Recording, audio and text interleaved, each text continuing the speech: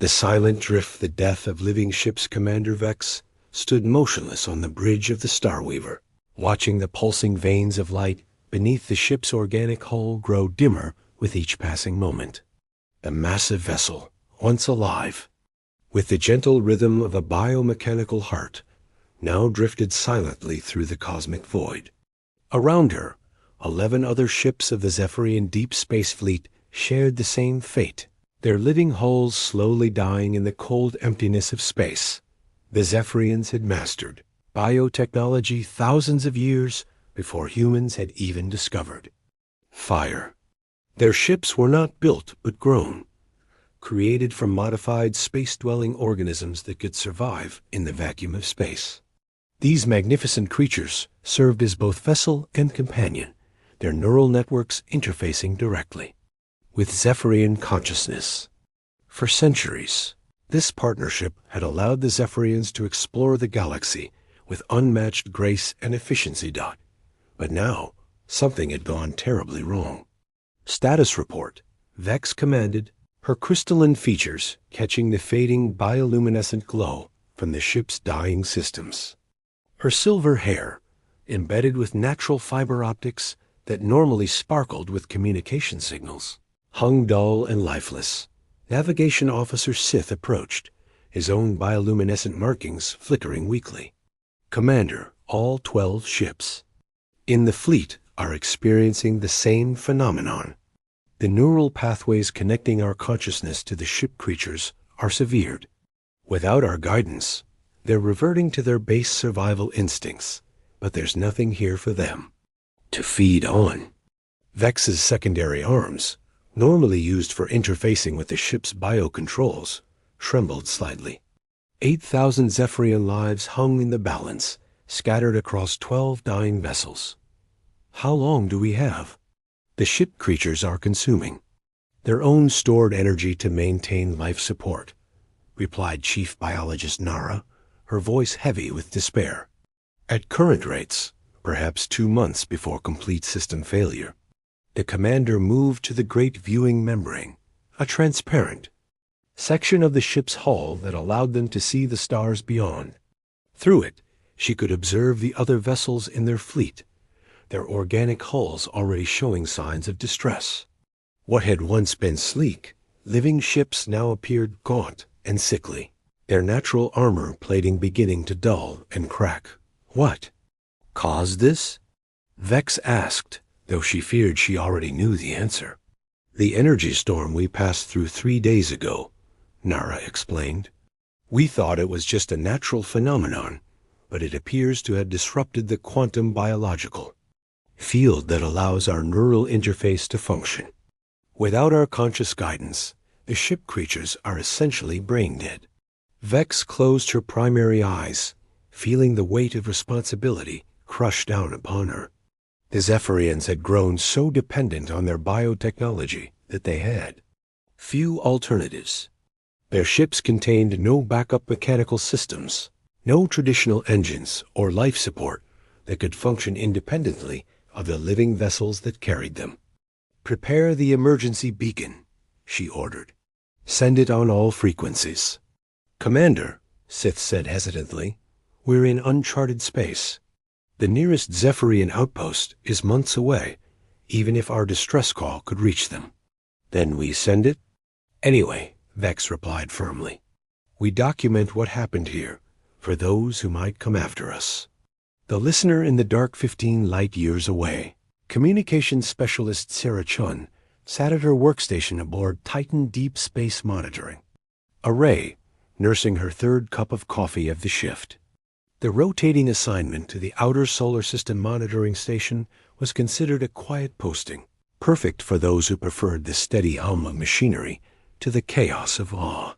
Earth's bustling spaceports. Sarah had requested the assignment specifically for its solitude. After losing her brother in a mining accident on Europa, she found peace in the routine of scanning the cosmic background radiation for signs of intelligent life. The work was methodical, almost meditative, as she filtered through the constant stream of natural radio emissions from stars, pulsars, and other cosmic phenomena. Her screens displayed a three-dimensional map of nearby space with various signal sources marked as dots of different colors. Known human vessels appeared as blue points, while the handful of allied alien species they had encountered showed up in green. Red dots indicated potential threats or unknown sources. At 3:47 ship time, a new red dot appeared on her screen. Sarah sat up straighter, immediately running the signal through her analysis protocols. The pattern was unlike anything in her database. It wasn't the geometric precision of the Centauri trade signals, nor the musical complexity of the Arcturus diplomatic channels. This signal had an organic quality to it, almost biological in its rhythm. Computer, analyze signal pattern Delta 77. She commanded. Analysis complete. Signal shows characteristics consistent with a distress beacon. Pattern suggests artificial origin, but encoding method is unknown.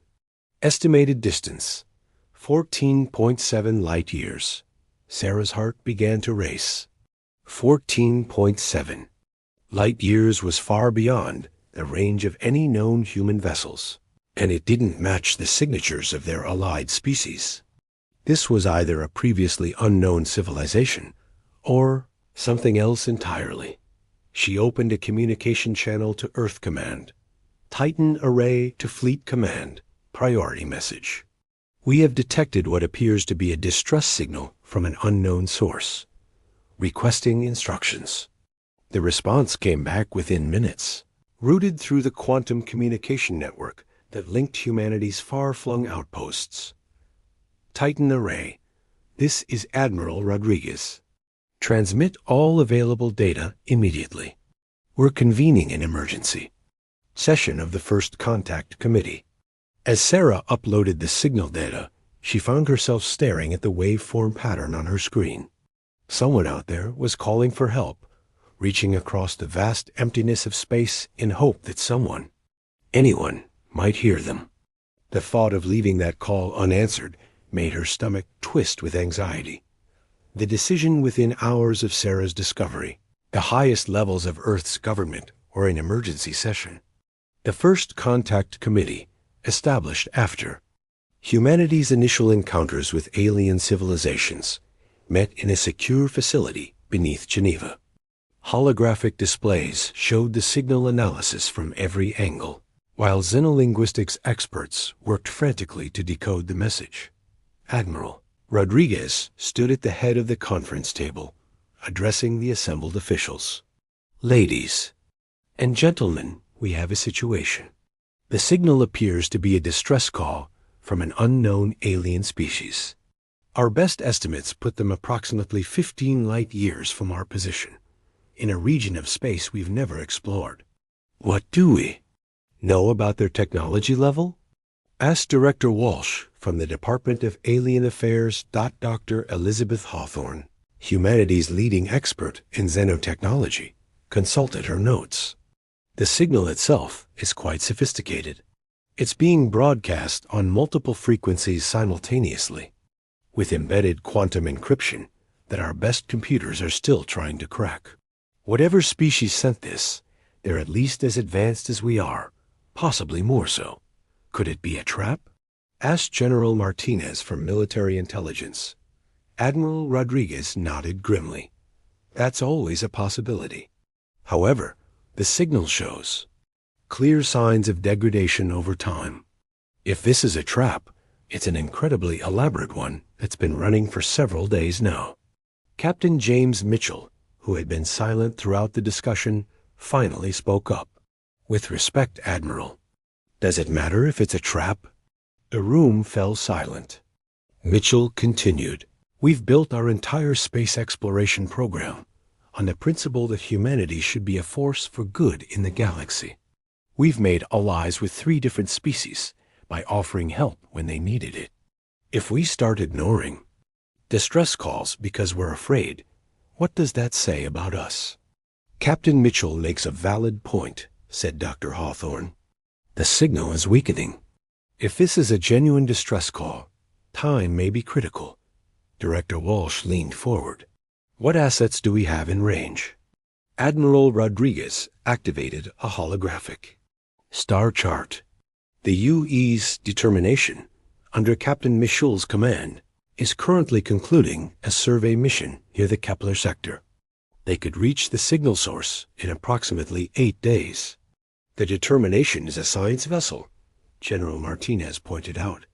If this is hostile contact, they'll be outgunned. Which is exactly why they're the right choice, Mitchell replied. A science vessel approaching a distress call sends a very different message than a battle cruiser. The debate continued for another hour, but the conclusion was inevitable. Humanity had built its reputation in the galaxy as a species that could be trusted, that would offer help to those in need, regardless of species or origin. To abandon that principle now would undermine everything they had worked to achieve.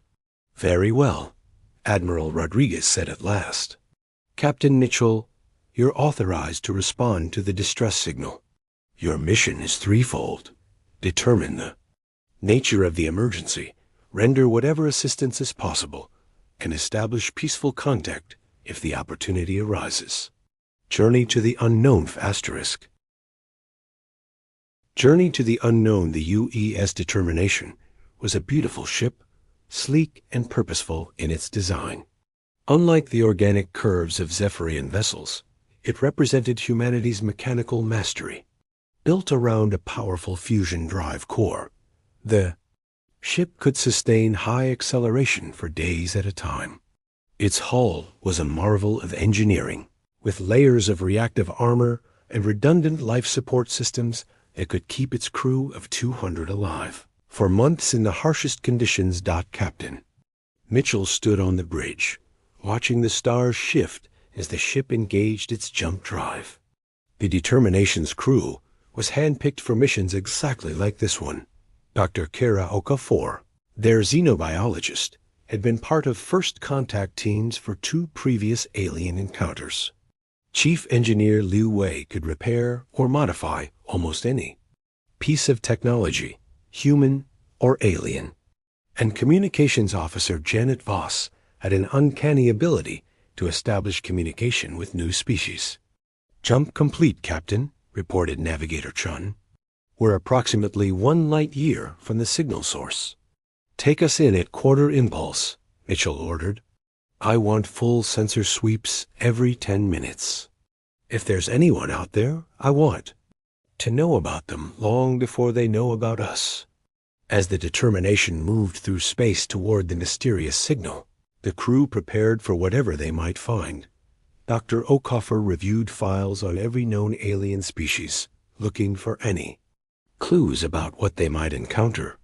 Engineer Liu ran diagnostics on all the ship's systems, ensuring they were ready for any situation. In the communications center, Officer Voss worked with the ship's computer to analyze the distress signal. As they drew closer to the source, the signal became clearer, and patterns began to emerge. Captain, she reported over the intercom, I'm starting to pick up individual voices in the signal. There's definitely more than one ship out there, and they're trying to coordinate some kind of response to whatever's happening to them. Any luck with translation? Mitchell asked. Some. The computer thinks it's identified approximately 200 unique words, but the grammar structure is unlike anything we've encountered before. It's almost like the language has multiple layers of meaning embedded in the same sounds. Mitchell nodded. Every first contact situation was different, presenting unique challenges. But that was what made the job fascinating. Somewhere ahead, in the darkness, an unknown species was facing a crisis that might destroy them. And humanity, despite being relative newcomers to the galactic community, was the only hope these strangers had. As the Determination continued its approach, none of the crew could have imagined the incredible sight that awaited them, or the profound impact this mission would have on the future of both their species. Part 2, The Bond of Stars. Glimpse of the impossible when the UES Determination dropped out of jump space. Captain Mitchell and his crew found themselves staring at something that challenged everything they thought they knew about spacecraft design. Floating before them in the cosmic void were 12 massive vessels, each one clearly artificial, yet somehow organic in appearance. "My God," whispered Dr. Okafor, her voice barely audible over the bridge's quiet hum. "They're alive." The alien ships were enormous, dwarfing the Determination despite its considerable size. Each vessel appeared to be constructed from some form of living tissue, with hulls that pulsed weakly with bioluminescent patterns. Elegant tendrils extended from their main bodies, some reaching toward nearby ships as if seeking contact or comfort. "Captain," reported Sensor Officer Martinez, "I'm reading massive biosignatures from all 12 vessels. These aren't ships in any conventional sense. They're living creatures modified for space travel." Mitchell moved to the main view screen, studying the alien fleet with fascination and growing concern. Even from this distance, he could see that something was wrong. The ship's movements were sluggish and uncoordinated, and their bioluminescent patterns were dim and irregular. "Communications, try to establish contact," he ordered. Officer Voss activated the ship's translation protocols. "Unknown vessels, this is Captain James Mitchell of the Earthship Determination. We received your distress signal and have come to offer assistance. Please respond." For several minutes, there was only silence.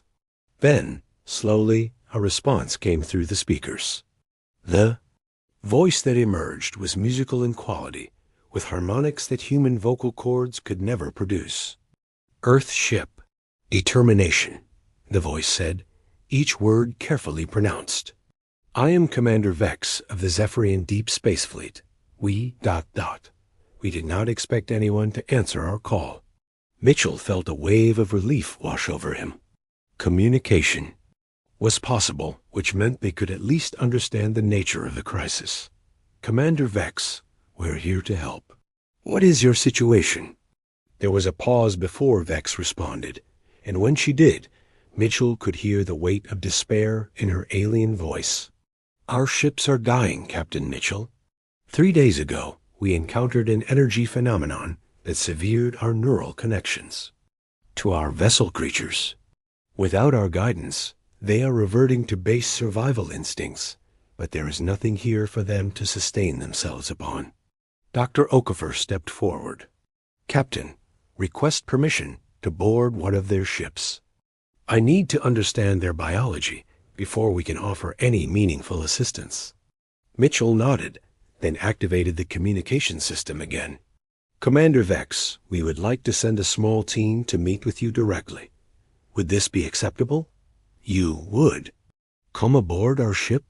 Vex asked, surprise evident in her translated words. "Even though you do not know us?" "That's what we do," Mitchell replied simply. "When someone needs help, we help." The meeting of worlds 2 hours later, a small shuttle departed from the Determination, carrying Dr. Okafor, Engineer Liu, and Communications Officer Voss toward the largest of the alien vessels. As they approached, the ship's living hull responded to their presence, opening a docking port that sealed around their shuttle with organic precision. Dr. Okafor was the first to step into the alien ship, and she gasped at what she saw. The interior was like nothing she had ever imagined. Instead of metal corridors and mechanical systems, the ship's passages were lined with what appeared to be living tissue.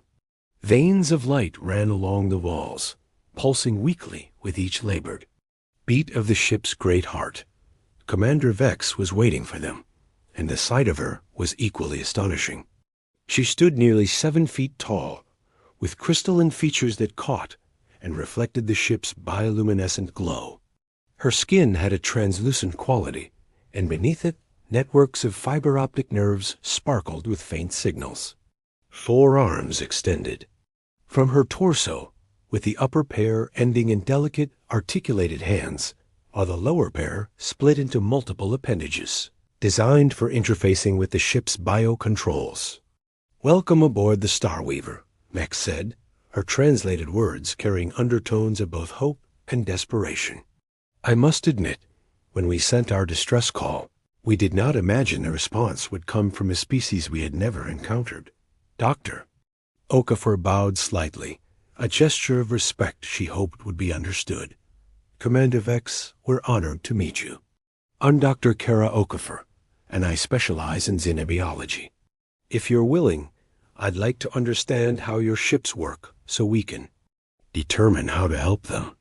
Vex's bioluminescent markings shifted to a warmer tone. Please follow me. As they moved through the ship's organic corridors, Vex explained the nature of Zephyrian technology. For millennia, her people had developed a symbiotic relationship with space-dwelling organisms, creatures that had evolved to survive in the vacuum between stars. Through careful genetic modification and neural interface technology, the Zephyrians had transformed these creatures into living starships. The ship creatures provide propulsion, life support, and protection, Vex explained as they entered what appeared to be the ship's nerve center. In return, we provide intelligence and purpose.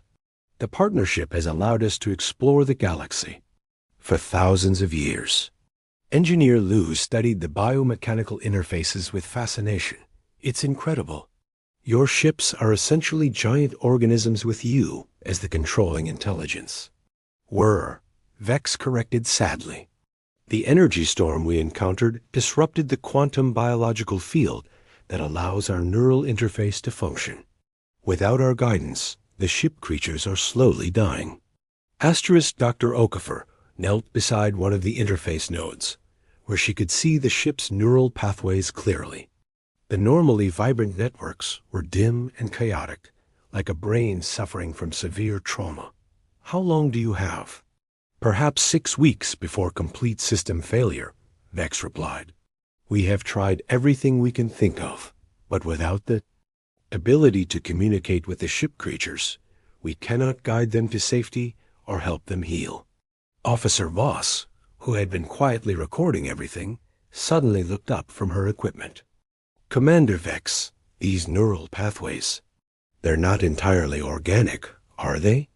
I'm detecting quantum field fluctuations that suggest some form of artificial enhancement. Vex's markings brightened with surprise. You are very perceptive. Yes.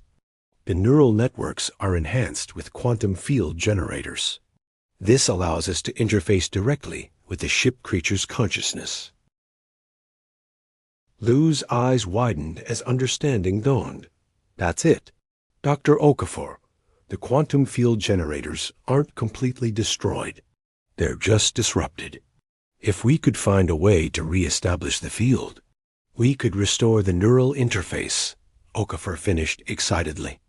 Commander Vex, do you have detailed schematics of these quantum field generators?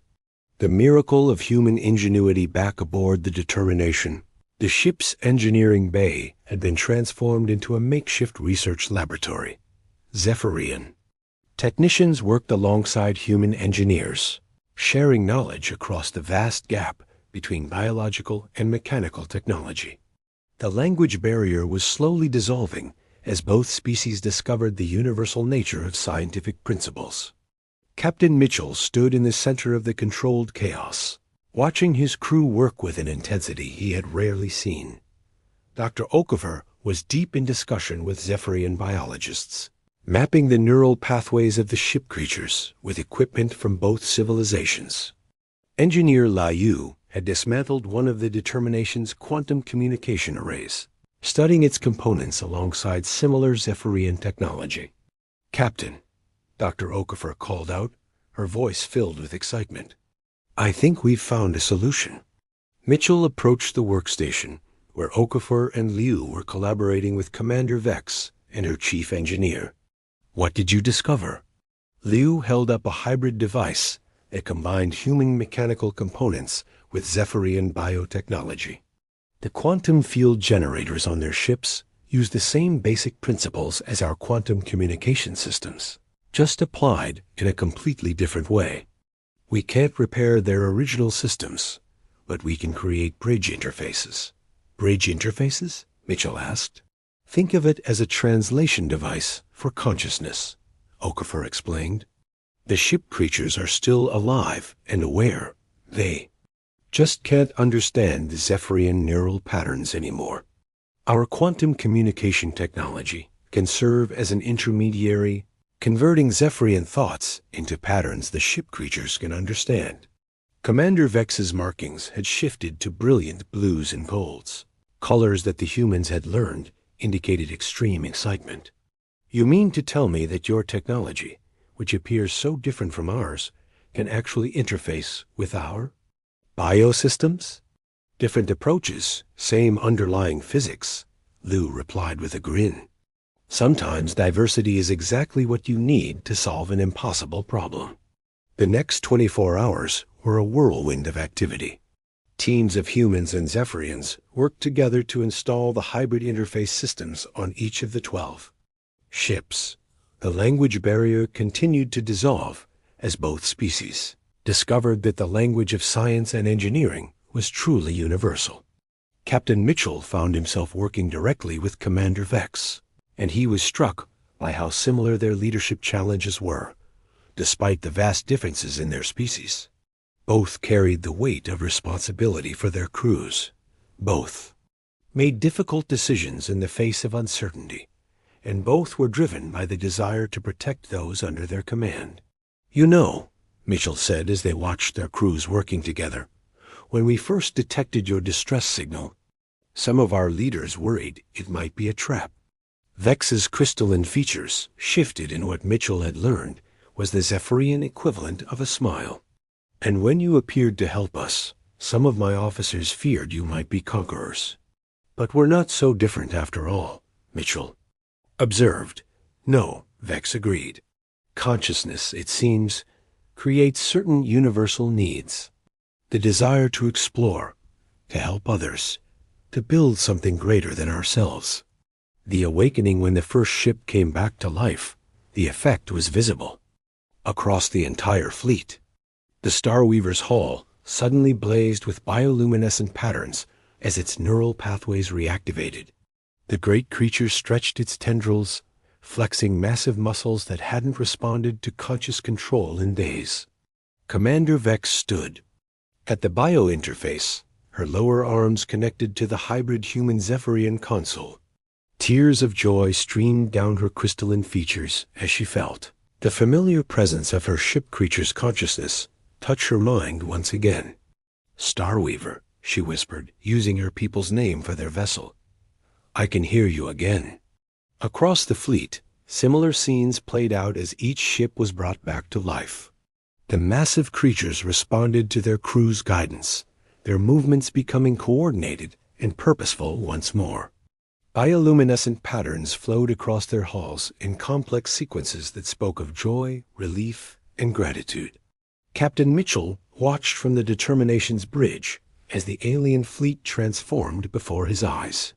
What had been 12 dying creatures drifting helplessly in space were now 12 magnificent vessels, alive with purpose and energy. "Captain," Officer Voss reported, "we're receiving a transmission from the entire Zephyrian fleet." "Put it on speakers," Mitchell ordered. Commander Vex's voice filled the bridge, but it was different now. The despair was gone, replaced by warmth and gratitude. "Captain Mitchell, the Zephyrian Deep Space Fleet owes you a debt that can never be repaid. You have saved not just our lives, but the lives of our ship creatures as well." "No debt is owed," Mitchell replied. "This is what civilized species do for each other." "Then let us be the first to welcome humanity as friends of the Zephyrian Union," Vex responded. "When our fleet returns home, we will carry with us the story of the humans who traveled across the void to help strangers in need."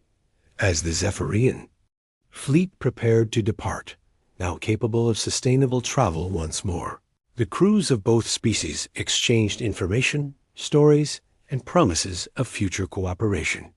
The hybrid interface technology they had developed together would benefit both civilizations, and plans were already being made for formal diplomatic contact. Dr. Okafor stood beside Captain Mitchell, watching the magnificent alien ships as they prepared to jump to hyperspace. You know, Captain, I think this might be the beginning of something extraordinary. Mitchell nodded, thinking about the chain of events that had brought them to this moment. A young communications officer listening to the stars, leaders willing to take risks for unknown strangers, engineers from two different worlds working together to solve an impossible problem. It was humanity at its best, and it had forged a bond with an alien species that would enrich both civilizations for generations to come. As the Zephyrian fleet disappeared into hyperspace, their bioluminescent farewells still visible against the backdrop of stars, the crew of the Determination knew they had witnessed something historic. They had not just saved lives. They had proven that intelligence, compassion, and determination could overcome any obstacle, no matter how vast the differences between species might seem. The stars, which had been silent just days before, now sang with the promise of new friendships and infinite possibilities. Asterisk.